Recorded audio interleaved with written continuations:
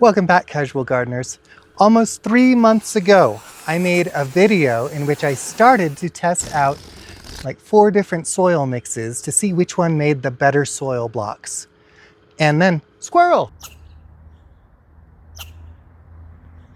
At least one person has pointed out to me that I never got back to, following up on that video. Luckily, I took notes and I took pictures so I can tell you and show you about how that worked out before I went squirrel. Every single soil mix did make a cohesive block that held together well. It was easy to work with, easy to handle, and easy to water.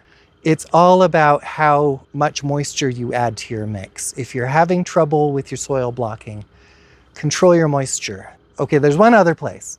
Maybe it's your particle size. If you've got like big chunks of crap in there, sift your soil and try again. If that doesn't fix it, try different moisture content. So I did see differences in the germination and growth of the plants in the different soil mixes. So there were differences, just not in how they held together as soil blocks. I ended up needing to plant 3 different kinds of flowers. So these are flowers that I tested it on. And I did nasturtiums, some of which are planted in this bed right here.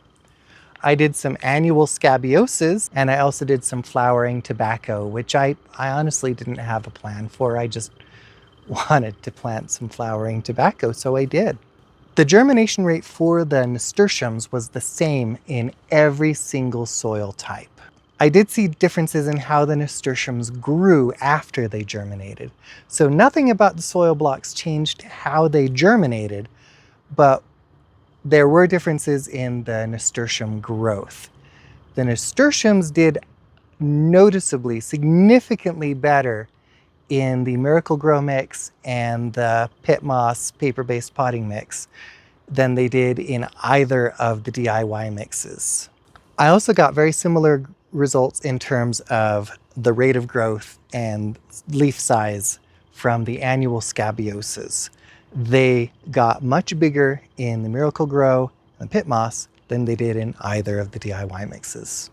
So where things get interesting, kind of in the other direction, was with the flowering tobacco. I ended up having to uncover the seed tray for the scabiosa before it was time to uncover the tray for the tobacco, and I think that made it a lot harder to get germination for the tobacco. So I did make up for that by spraying the tobacco seeds every day after I uncovered the tray, sometimes twice a day. Something is audibly eating one of my, I can hear crunching.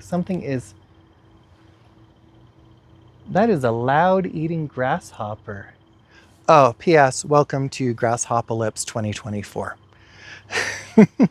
So anyway, the smaller seeds, the teensy weensy teeny tiny tobacco seeds, holy smokes, they actually flipped the script in terms of germination. They germinated better in the DIY mixes than they did in the commercial mixes. So let's talk about why I saw the differences that I saw. And I'm not 100% sure. I mean, this is all informed guesses, basically, from me, but they sound good to me, and hopefully they'll sound good to you.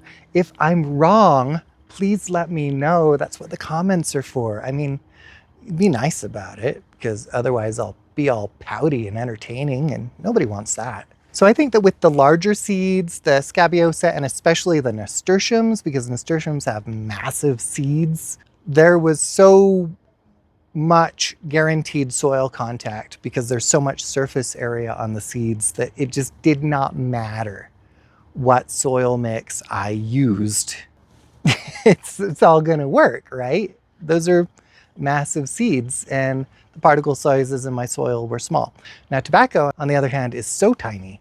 The seeds are like dust. It's like petunia seeds, which means that it's realistic to imagine that one of those seeds could just get stuck to like a single particle in your soil mix, and that's your point of contact where it has to absorb all of its water. My hypothesis with the tobacco seeds doing better in the DIY soil mixes is that my homemade mixes had my home clay soil.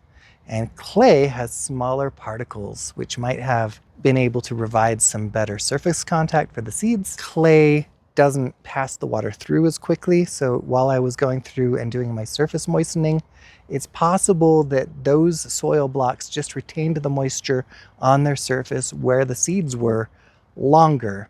Now, in terms of the more rapid growth of the nasturtiums and the scabiosa, this is a very simple hypothesis. I haven't checked it, but I feel really good about it. It's possible that plants grow bigger and faster with fertilizer.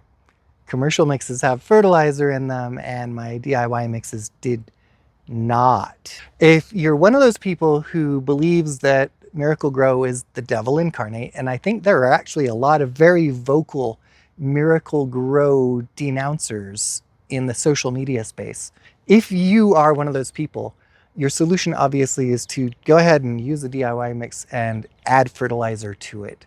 I would recommend a slower release fertilizer, like maybe you could mix in some blood meal and some bone meal, or some Osmocote, or some other slow release fertilizer. Add liquid fertilizer to the water that you use to bring your soil blocks up to the moisture you need them to be at, and then that fertilizer will be sucked into your organic components of your soil, and it'll be there for your seedlings the moment they germinate.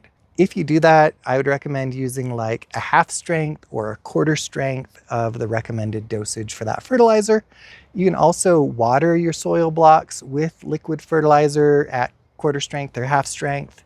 So anyway, the reason behind my squirreliness is that I had to, around the beginning of June, so in the end of May, I was wrapping everything up in my garden as much as I could and getting it to be self-sufficient as much as I could, because around the beginning of June, I actually had to travel out of state for like 4 days.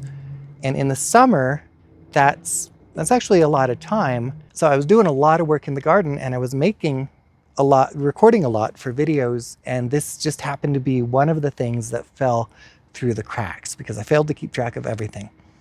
I did fail you there, squirrel! So thank you to Aperturist 1019 for reminding me in the comments that I still needed to make this video. I'd also like to thank everyone who is subscribed to my channel. Just for being subscribers, you all helped me reach my subscriber goal of 1,000+ subscribers. As always, thank you so much for joining me here in my garden, and I hope you have a wonderful time in your own.